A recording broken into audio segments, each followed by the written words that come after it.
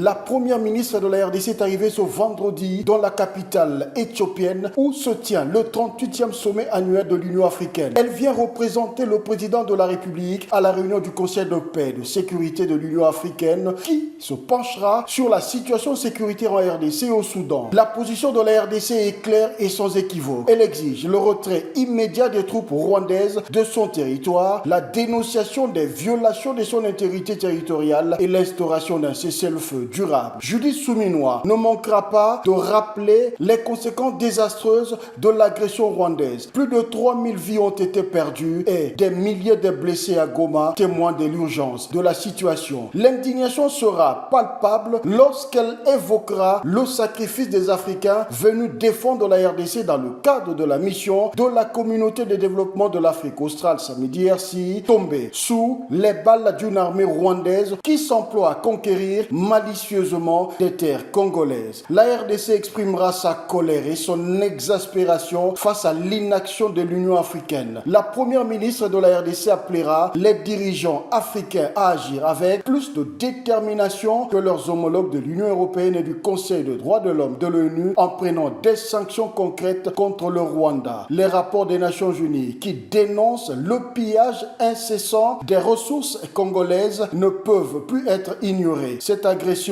nuit non seulement à la vie des Congolais, mais met également en péril l'avenir de la nation tout entière. Durant ce week-end, les chefs d'État africains devront aborder les sujets brûlants de la RDC lors des discussions cruciales. Judith Suminwa, par son intervention déterminée, espère réveiller une conscience collective face à la situation. La douleur et l'injustice vécues par le peuple congolais ne peuvent plus être passées sous silence. L'Union africaine est à un tournant et il est impératif qu'elle prenne des mesures pour défendre la souveraineté d'un pays menacé par une agression insupportable. Au cours de ce sommet, les responsabilités des nations devront quitter le statut de simple promesse pour se muer en action concrète car l'avenir de la RDC partant de la sous-région des Grands Lacs dépend de cet engagement commun.